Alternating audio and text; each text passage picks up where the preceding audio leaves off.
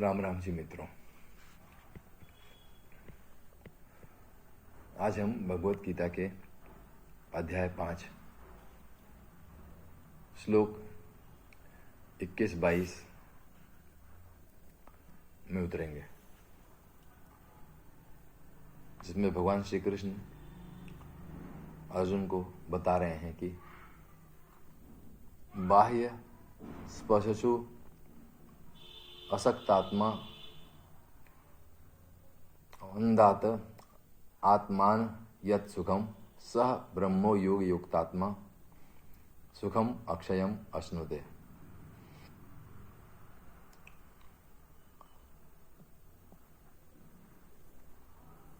और बाहर के विषयों में आसक्ति रहित अंतःकरण वाला साधक आत्मा में स्थित जो ध्यान जनित सात्विक आनंद है उसको प्राप्त होता है।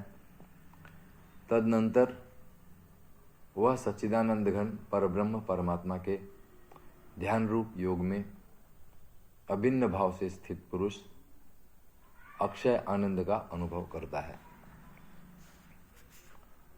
अगले श्लोक में भगवान श्री कृष्ण बता रहे हैं, ये ही संस्पर्शजाः भोगाः दुख योनयः एवते आद्यन्तवन्तः कौन्तेय न तेषु रमते बुधः। जो ये इंद्रिय तथा विषयों के संयोग से उत्पन्न होने वाले सब भोग हैं, वे यद्यपि विषयी पुरुषों को सुख रूप भासते हैं तो भी निसंदेह दुख के ही हेतु हैं और आदि अंत वाले अर्थात अनित्य हैं। इसलिए हे अर्जुन, बुद्धिमान विवेकी पुरुष उनमें नहीं रमता। यहाँ पे भगवान श्री कृष्ण ने दो अलग अलग चित्त की व्याख्या की है। एक चित्त है जो परमात्मा में रम रहा है और एक चित्त है जो संसार में रम रहा है। एक चित्त है जो परमात्मा को प्राप्त करना चाहता है, एक चित्त है जिसे संसार के सुख भोगों में आनंद आता है।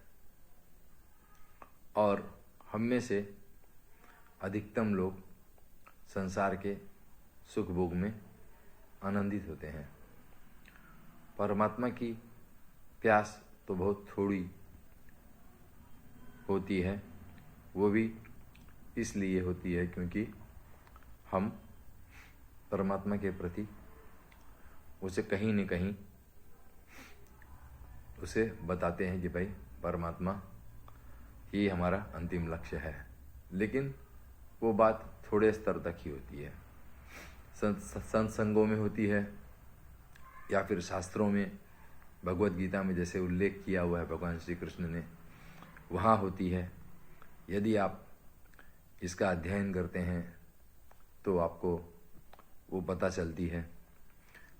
लेकिन इसके बावजूद मुख्य रूप से हम सांसारिक सुखों में जी रहे हैं, कल्पनाओं में जीते हैं। तो भगवान श्री कृष्ण ने यही बताया है कि जो कल्पनाओं में जीते हैं, जो संसार सुख में जीते हैं, जिनको उसमें आनंद मिलता है, वो पुरुष अंत में दुख ही पाते हैं, क्योंकि इनका स्वरूप शाश्वत नहीं होता, ये क्षणिक होते हैं।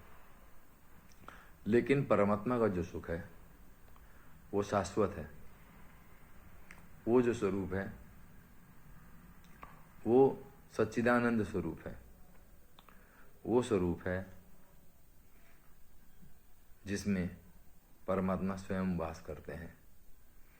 ये वो स्वरूप है जहाँ सुख और दुख समाप्त हो जाते हैं। तो इसी बात को भगवान श्री कृष्ण अर्जुन को समझा रहे हैं कि परमात्मा तत्व में अपना हृदय लगाना चाहिए। आज इतना ही। शुभ रात्रि।